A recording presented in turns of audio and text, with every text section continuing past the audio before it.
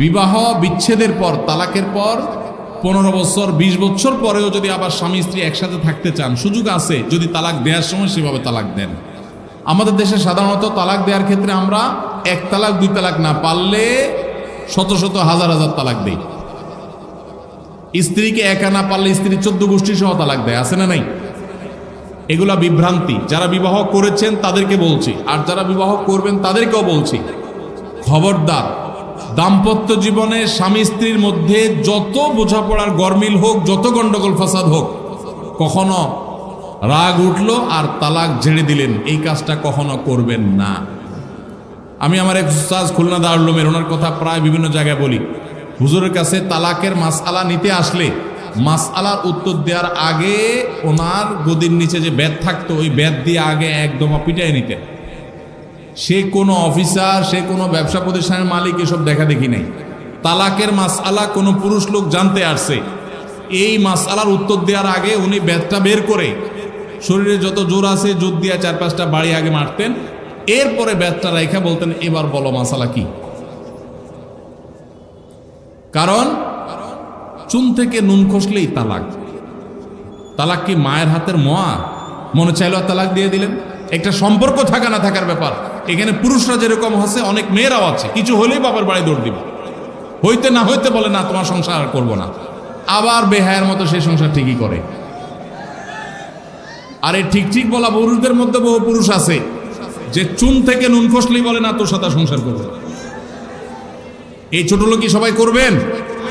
যুবক ভাইরা যারা আছেন, খবরদার, দাম্পত্য জীবনের প্রথম দিনগুলো, প্রথম বছরগুলো অনেক কষ্টে যায়, বনিবনা হতে চায় না। স্বামী স্ত্রীর মধ্যে নানান বিষয় কেওয়াজ লাগে, মায়ের কারণে, বোনের কারণে, ননদের কারণে, শাশুড়ির কারণে, বাইরের লোকের কারণে নানান ভুল বোঝাবুঝি তৈরি হয়। দিন যত অতিবাহিত হতে থাকবে, যত পারিবারিক জীবনটা সামনে এগোতে থাকবে, লাস্টিং করতে থাকবে, সন্তান বড় হতে থাকবে, ইনশাল্লাহ দেখবেন এগুলো সব হারায় যাবে। যারা ধৈর্যশীল তারা সবর করে, যারা অধৈর্যশীল তারা আগে ভাগে রাস্তা দুই দিক করে ফেলে। এই জন্য ধৈর্য সহ্য ছাড়া কখনো পারিবারিক জীবন টিকানো সম্ভব নয়। ঘরে ঘরে তালাক হচ্ছে। আমি তালাক নিয়ে একটা লিফলেট তৈরি করছি, ইনশাল্লাহ সেটা অচিরেই হাজার হাজার মানুষের কাছে আমরা পৌঁছায় দিব, যে বিবাহের আগে তালাক সম্পর্কে সতর্ক হন। বেশিরভাগ মানুষ তালাক দিয়ে এসে এরপরে চোখের পানি ফেলে, এসে বলে হুজুর দিয়ে ফেলেছি, এখন কি করব।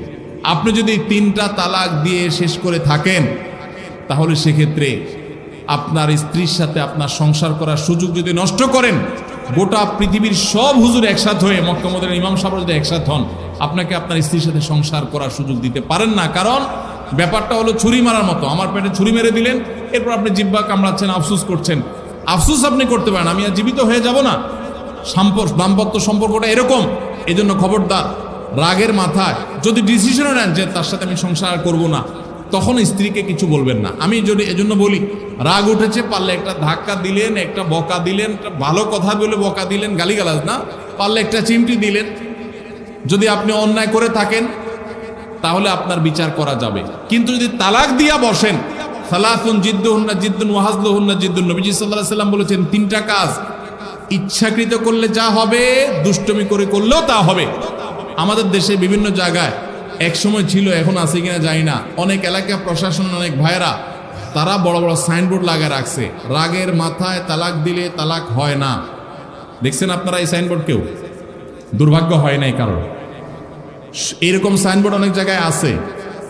আমাদের দুর্ভাগ্য যে আমাদের ফতোয়া অনেক সময় আমাদের প্রশাসন অনেক বাইরে দিয়ে দেয়, রাগের মাথায় তালাক দিলে নাকি তালাক হয় না। তালাক কি মানুষ মহব্বত করতে করতে দেয়? স্ত্রীর সাথে মহব্বত, ভালোবাসা, আতিশয্যে তালাক দিয়ে দেয়? তালাক তো দেয়ই রাগের মাথায়। তবে শরীয়ত বলে রাগের মাথায় আপনি ব্যালেন্স হারিয়ে তালাক দিয়ে পরে আফসোস যেন করতে না হয়, এই জন্য আপনাকে সবর করতে হবে। তালাক দেওয়ার ডিসিশন নিয়েছেন, স্ত্রীর একটা মাসিক পার হওয়ার পর্যন্ত অপেক্ষা করতে হবে। আসলো আর মুখ দিয়ে তালাক বলে দিলেন, জি না। তালাক দেওয়ার নিয়ম শুনেন, যেভাবে তালাক দিলে আবারও ফেরত নিতে পারবেন কখনো চাইলে, সেটা সুযোগ কখন হবে। আপনি সিদ্ধান্ত নিচ্ছেন না আর একসাথে আমরা থাকবো না, ওকে ফাইন, পরামর্শ করছেন বন্ধু বান্ধব, বিচক্ষণ মুরব্বী, আলেম ওলামা, লয়ার সবার সাথে, তাহলে এবার আপনাকে অপেক্ষা করতে হবে। সিদ্ধান্ত নিলেন আজকে আর কালকে তালাক দিবেন, জি না, অপেক্ষা করতে হবে একটা মাসিকের। মাসিক পার হবে, এরপরে পবিত্রতা আসবে, সেই পবিত্রতার পিরিয়ডে শারীরিক কোনো সম্পর্ক হওয়ার আগে আপনাকে তালাক দিতে হবে। এটা হলো তালাকুস সুন্নাহ। এভাবে শরীয়ত তালাক দেওয়ার নির্দেশ, যদি দিতে হয় এভাবে দিতে হবে। কেন শরীয়ত এতগুলো স্টেপ অবলম্বন করছে জানেন?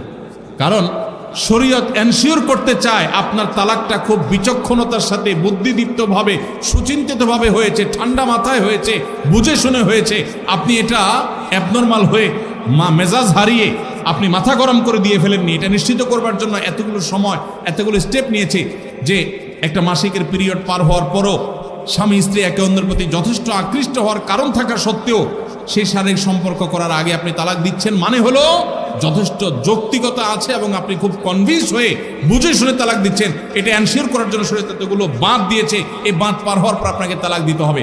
আমাদের দেশে হাজারের ভিতরে 999 জন মানুষ তালাক দেওয়ার সময় মুখ দিয়ে আসলো আর পট করে তালাক দিয়ে দিল।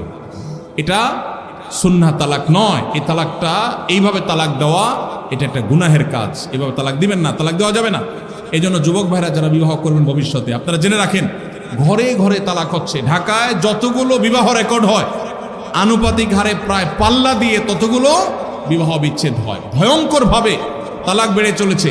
কয়েক জায়গায় মাহফিলে গিয়েছি, এলাকার চেয়ারম্যান সাহেবরা বলছে, ভাই আমি চেয়ারম্যান হওয়ার পরে যে বিচার আচার আমার কাছে আসছে, বিসমিল্লাহি করছি তালাকের বিচার দিয়া। একজন বলছেন যে কয়েকদিনের ভিতরে 20-25টা তালাকের বিচার আসছে, আর যেগুলো আমার কাছে আসে সেগুলো তো আমাদের হিসাবের বাইরে। এই জন্য আপনাদের প্রতি উদাত্ত আহ্বান রাখতে চাই, আমাদের সংসারগুলো সব খান খান হয়ে যাচ্ছে। সবাই সংযমী হতে হবে, ধৈর্যশীল হতে হবে। as-sabru জাযাউহু আল জান্নাহ, সবরের বিনিময়ে আল্লাহ তাআলা জান্নাত দান করবেন। সবাই সবর করবেন তো ইনশাআল্লাহ।